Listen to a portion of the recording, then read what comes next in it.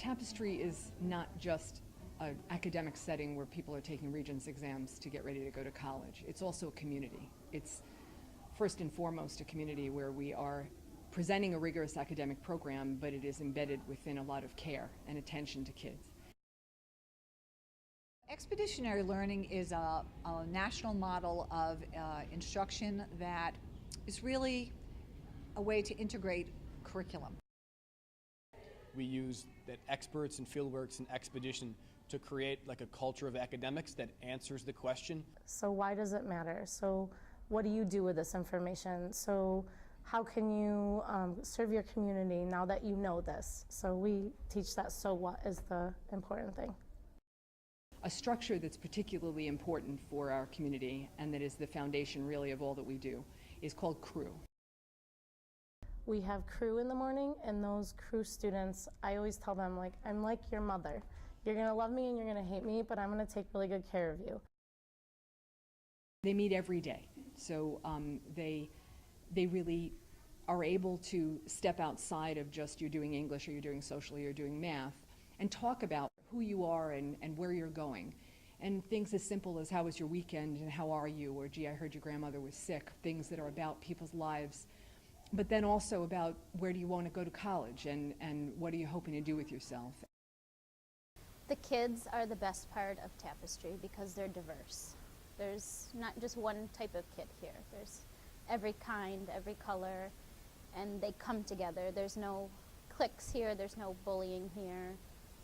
It's a place where kids and teachers feel they can be themselves and feel welcome all the time. Tapestry, we have a structure called community meetings, and we have a community meeting every Monday morning. And we use these meetings to do a few things. The first thing that we do is we use them to bring everybody together, and so students can look around and see, hey, I'm a part of this community, that we're all important here, and that everybody has a chance to be together on Mondays and start the week off in a really positive way. The other thing that we use community meetings for is a way to celebrate students for showing either perseverance, integrity, responsibility, and respect. Those four things are our code of character and the things that we push students to show. And we celebrate and we call students names who have shown that.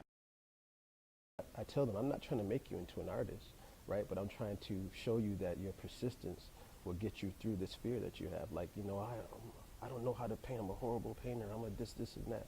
Okay, so that may be the case, right? But if you keep applying yourself over these 39 weeks that I see you, and you look back on week 1 and what you finished in week 39, you'll see that you've made these breakthroughs of yourself, and it builds the confidence.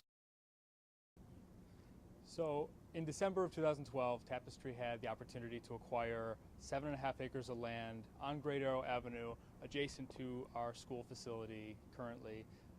We have exciting plans and dreams to build out an athletic complex and a music and arts facility that would be available to the entire community in the city of Buffalo.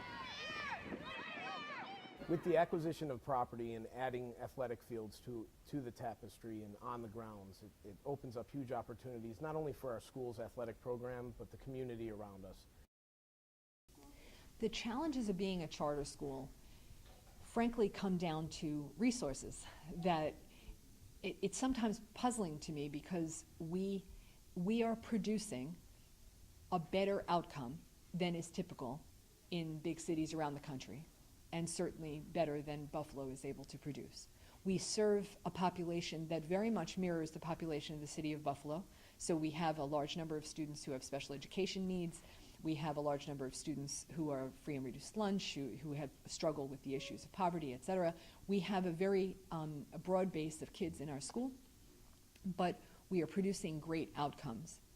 And dollar for dollar, we are a great value because we are functioning with less money to begin with, and yet our outcomes are better.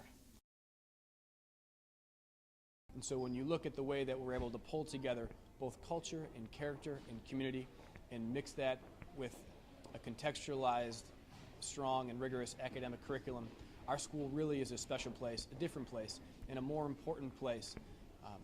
And that makes it a really wonderful spot for people to invest their dollars. we are still allowing that there are schools around us, not far from where we sit now, that are graduating like fewer than 30% of the students who are attending. That is unacceptable. Yet here we're doing great work. We are having students believe in themselves, realize they can be learners, regardless of where they've come from, regardless of their educational background. They see themselves then as learners and as kids who can achieve and can become somebody. This isn't just a numbers game. This isn't just funding and test scores. It's people. And so when you're talking about the effects that a teacher can have, it's on a person who has a life, who has interests, who has passions, and family and friends. You wouldn't find a place where teachers work harder or are more dedicated than this place. And I know that because I've been out there. My favorite thing about being a teacher is the light bulb, you know. What I mean by that is the minute that you see them get it, like it's a real thing. You literally see and almost hear like that, the filament in their brain just go, right? And you go, oh, you understand me now, right? We're the living example of that, really achieving something real, that you can do it. You can gather a group of people together, you can have an idea together, you can creatively develop something that didn't exist before, and you can have an outcome that serves everyone's needs. And we've done it, and it needs to be done more. There need to be more examples of schools like this. There is no excuse, and there's actually, I feel like a moral imperative to do this kind of work for more children than we are now. Ultimately, we end up with, in the end of high school, over 90% of our kids are graduating, and they're passing Regents exams. We have a great rate, well over 90% are passing Regents exams in each area of all the areas that are taken. And our college acceptance rate has been very good. All schools should be designed as if people have their own children there, because all the children that need to be educated in this country are our children.